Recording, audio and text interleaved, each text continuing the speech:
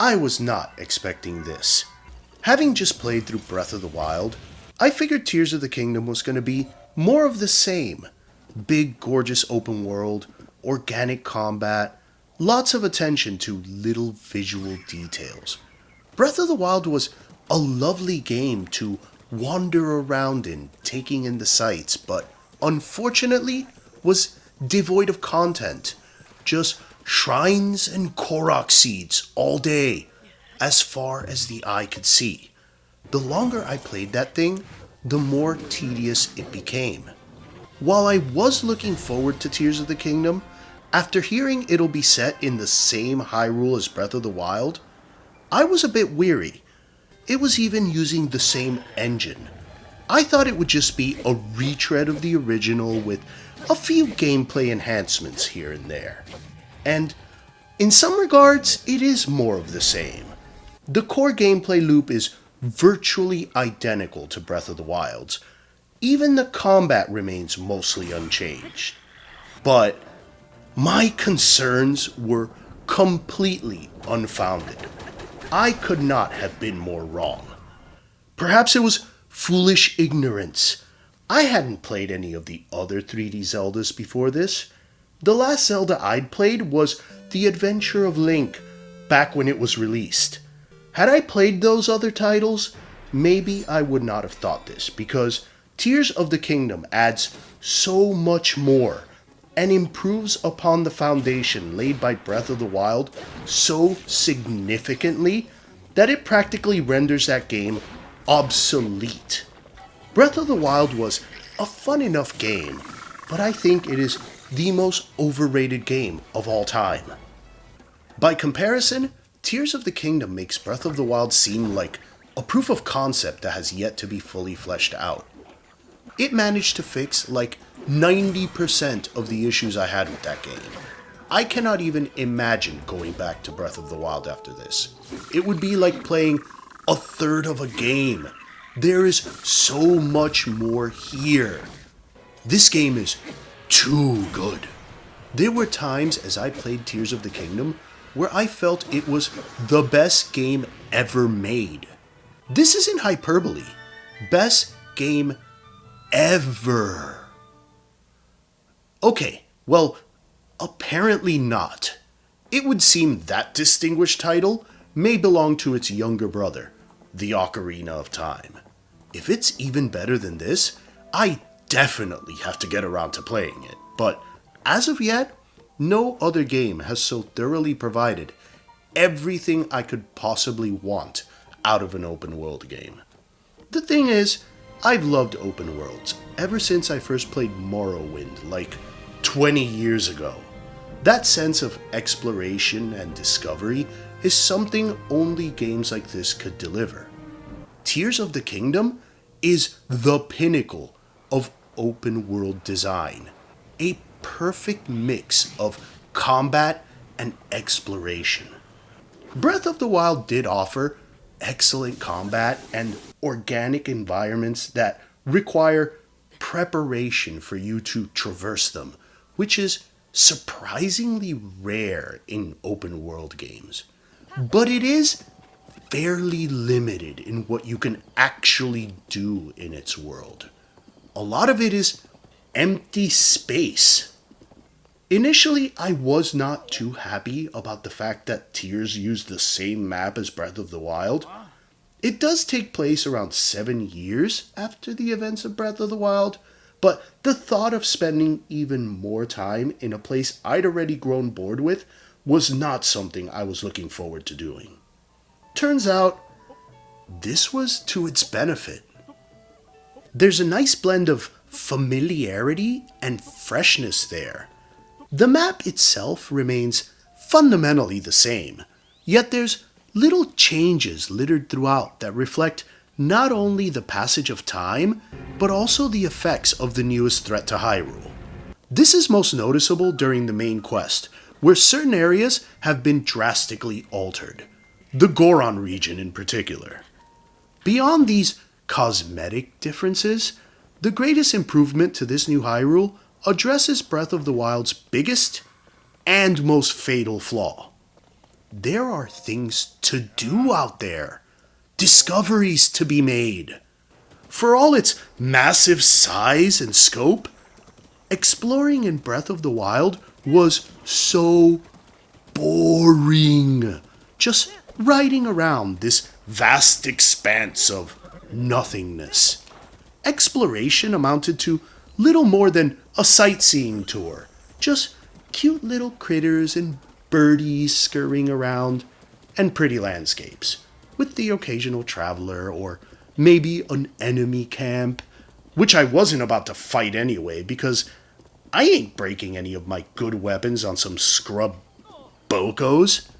There's no sense of discovery to exploration because there's nothing to discover beyond finding yet another shrine or fucking Korok seed. There's still plenty of those in Tears, but there's also other content. Lots of content. So much content. You can't go anywhere without finding something. A cave or a well to explore. Some random NPC in the middle of nowhere with a mini little mission for you. Sometimes in places you wouldn't expect to find anything at all. There's lots of armor pieces everywhere, a ton of side quests, and also some more elaborate, multi-phased side adventures. The whole world feels so much more alive than Breath of the Wild, with more travelers and enemies to interact with. You could easily spend dozens of hours finding stuff to do without even touching the main quest. And if that just isn't enough for you, there's also the Sky Islands, which are, well, they're exactly that. Little islands in the sky. Neat little distractions. Most of them have a shrine. There's a couple dungeons up there. Overall, they're fun enough. But then there's the depths. The depths. I love you, the depths. I am in romantic love with the depths. I want to marry this place. Have its babies. Well, not really, but I love the place. Even if it doesn't love me, because it's a sadistic bastard. When I first went down there, I assumed there would be a network of caves. Something like that. Maybe a dungeon. I don't know. What I wasn't expecting was an entire Hyrule-sized map deep underground. It isn't merely another map, but rather a warped reflection of Hyrule, with key areas corresponding to their upstairs counterparts, where the mountains are valleys and vice versa.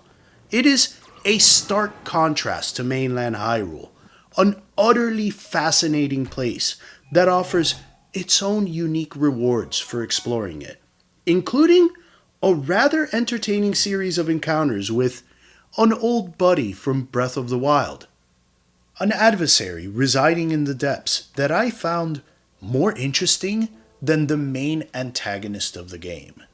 For all the terrifying grandeur of Ganondorf's introduction in Tears of the Kingdom, by the end of the game, he turns out to be nothing more than some edgelord, hell-bent on conquering the world and shrouding it in darkness because he's just so evil.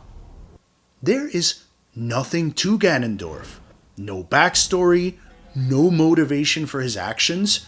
All you get is he's malicious, he's powerful, and he's back. It's Ganondorf, baby. What more do you nerds need, huh? Just shut up, get out of here. Go find some shrines or something until you're tough enough to face them, alright? Jeez, you're asking for too much, you frickin' nerds. I may not have played all the other Zelda games, but I do know enough about them to say Nintendo had plenty to work with. They could have done so much better than this. The most you get here is a transformation from desiccated husk to muscle-bound sexy beefcake man with a flowing red mane. It's unfortunate he's been rendered this generic and boring big bad with no personality. Master Koga, on the other hand, is at least more amusing. His character's more fleshed out than Ganondorf's, if only marginally. He has an established motivation and an actual history with Link, whom he perceives is the reason he was cast into the depths in the first place. And he's also made the best of this situation. This incompetent buffoon has somehow managed to build a little empire for himself down there. Even expanded his territory in Hyrule itself. You know what? Good for you, big guy. Good for you. Master Koga is such a clown, you can't help but love him. I would look forward to our next fight just to see him flail around in frustration from the ass whooping I'd given him. He added this little touch of levity to what is otherwise a pretty dreary place. Dreary as it may be, however, there is a lot of stuff to discover. Link's outfits from previous games, schematics of various constructs you could put together with the auto-build ability also found in the depths, useful combat items you could fuse to your weapons. There's even a quest that unlocks vendors that only accept a currency found in the depths. There is a lot going on down there, but I do feel it alone would not be enough to carry an entire game. There's not all that much visual or gameplay variety to the place. It's mostly enemies and items to collect. What I found so interesting about it, what made the depths particularly fascinating to me, is that very contrast. Where Hyrule is bright and colorful, full of life and bustling with activities, the depths is barren and lonely, dark, inhospitable, a pitch-black wasteland where the floor itself is trying to kill you, where every NPC you meet is hostile towards you.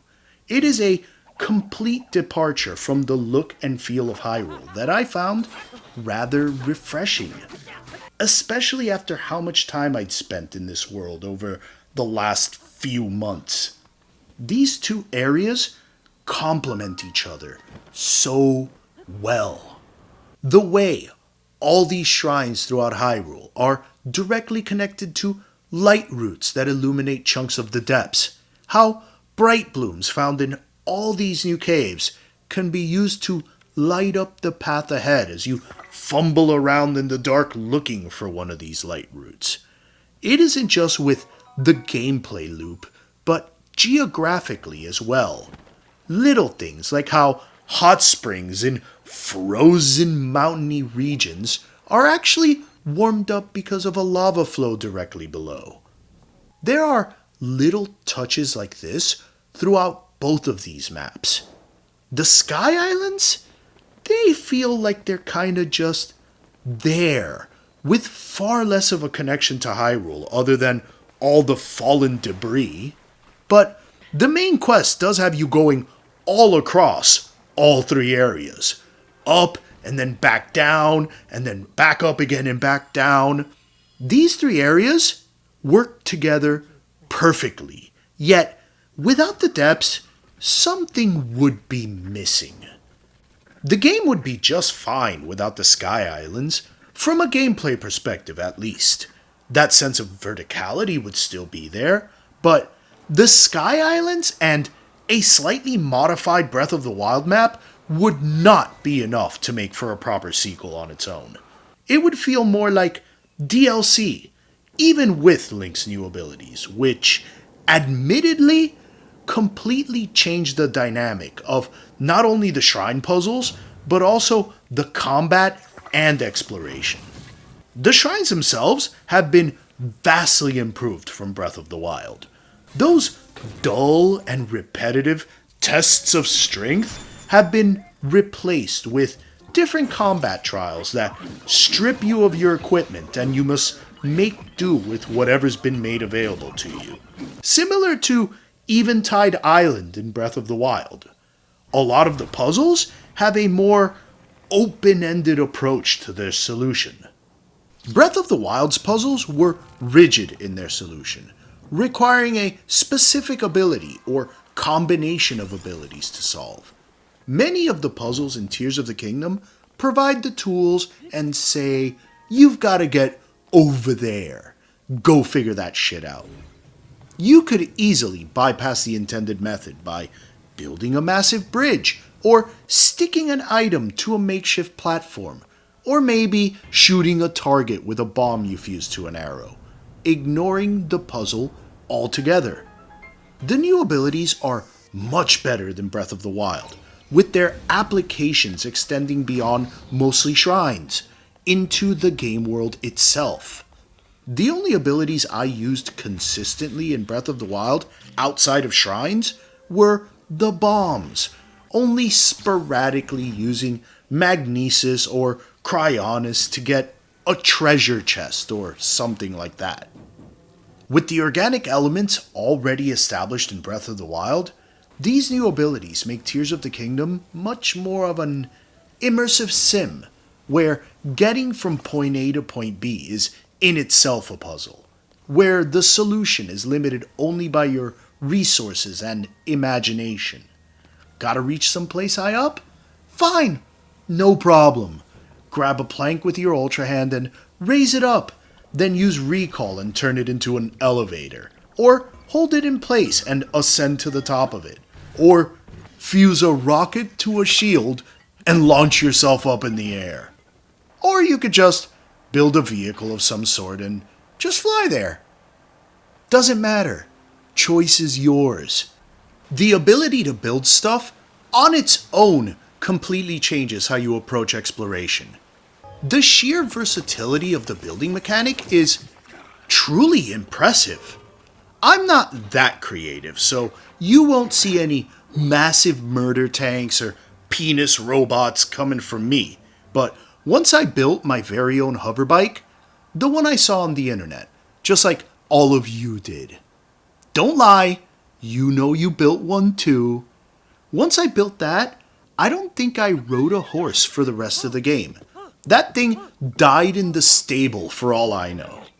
Now Link's companion powers, that's a bit of a different story. This is the only aspect of Tears of the Kingdom that I could say Breath of the Wild did better. Tullin's Gust power was useful in extending paraglider flight, but Rivali's Gale, launching you up in the air, was more useful in both combat and traversal. Mipha's Grace? Are you kidding me? A free health bar saving you from death. 1,000,000,000 times better than Sidon's worthless ass poor man's Daruk protection with an equally worthless little splashy attack. No contest right there. Yonobu's power is pretty good for breaking rocks, I guess. Again, Daruk's protection, better. Riju's power and Urbosa's Fury are both pretty great attacks in their own right. Activating Riju's power is a pain in the ass. You have to chase this little turd all over the place while she runs around fighting enemies in order to turn it on. So, by default, Urbosa wins. Minoru? That's just a derpy-looking rock'em sock'em robot that you could ride. The companions do join you in battle, which is kinda cool, but this makes using their powers far more difficult than it should be. The powers are implemented in such a clumsy way that trying to activate them in combat is more trouble than it's worth. The one good thing about the powers is how they're implemented into their respective dungeons during the main quest, which in itself is better than Breath of the Wild. The 4 temples you have to go to are different from each other with their own unique boss fight. There's more world building and lore. The actual story isn't that much better than Breath of the Wild's, and the more I think about it, the more broken it seems to be, which I'll get into in another video. At least the memories you unlock are more entertaining than Breath of the Wild's, where all you really got was Zelda whining. Gameplay-wise, the main quest is much better.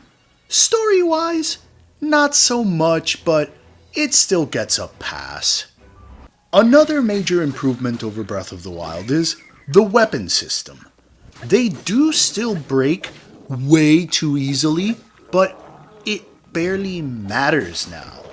The new fusion ability lets you make weapons from all that junk you collect, even from stuff found in the world itself. If there was this badass elemental weapon in Breath of the Wild, its scarcity and fragility meant I didn't even want to use it. If it broke, I'd have to track down another one, if I even remembered where one was. Here, if it breaks, whatever.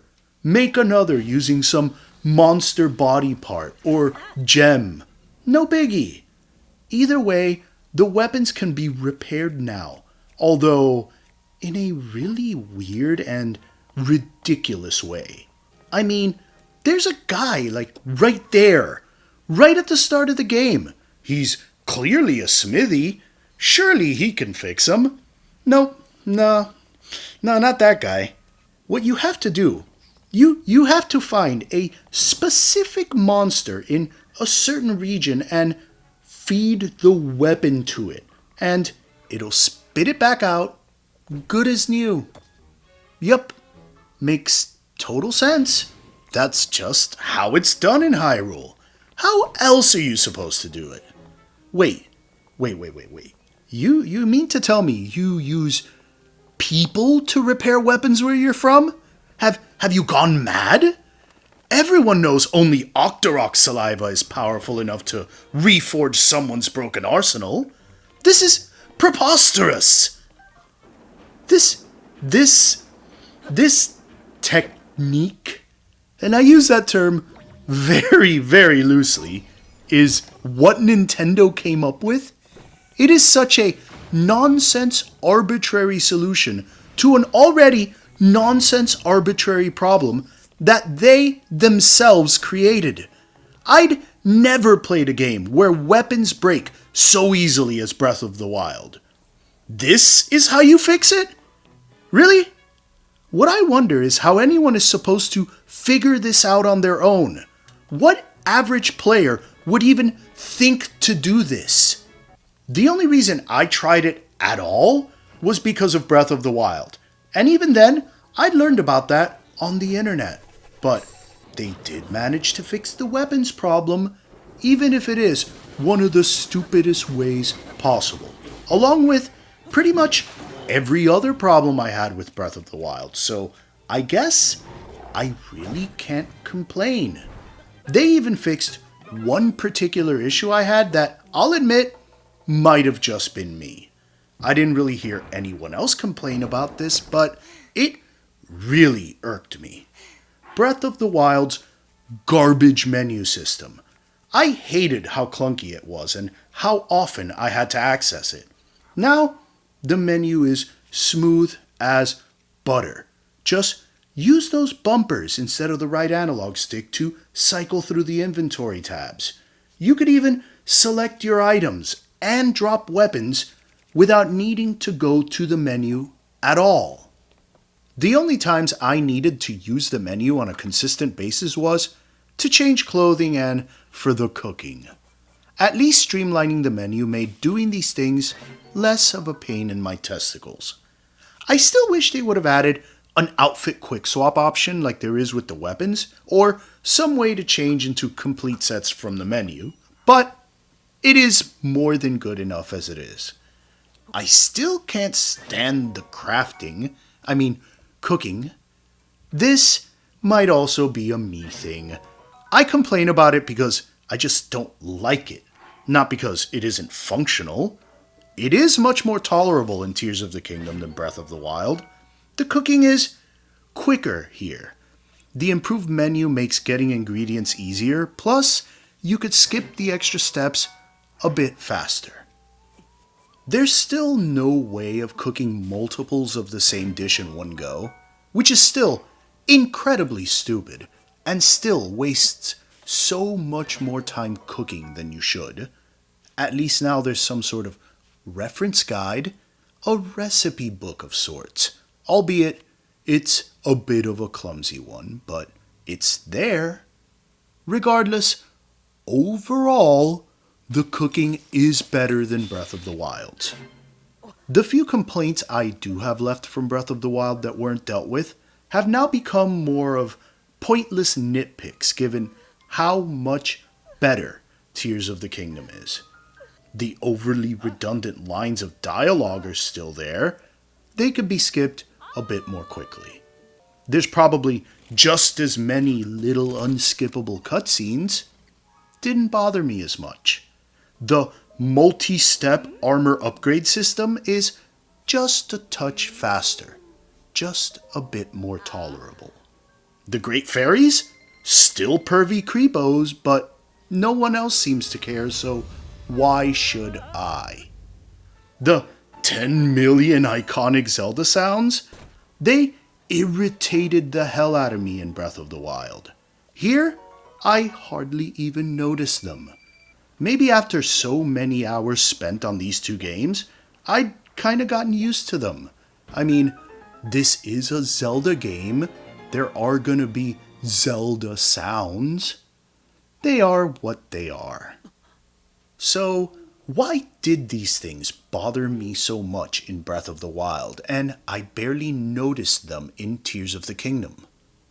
I think the answer really comes down to one simple word: content. In Breath of the Wild, I spent so much time doing absolutely nothing for such long periods of time that all these little, quite frankly, negligible flaws became that much more annoying. I would notice them every time they happened. In Tears of the Kingdom, I was too busy doing stuff for it to even register in my mind. Bottom line, Tears of the Kingdom completely blows Breath of the Wild out of the water. Breath of the Wild doesn't even exist to me now. After beating Tears of the Kingdom, I instantly started another playthrough.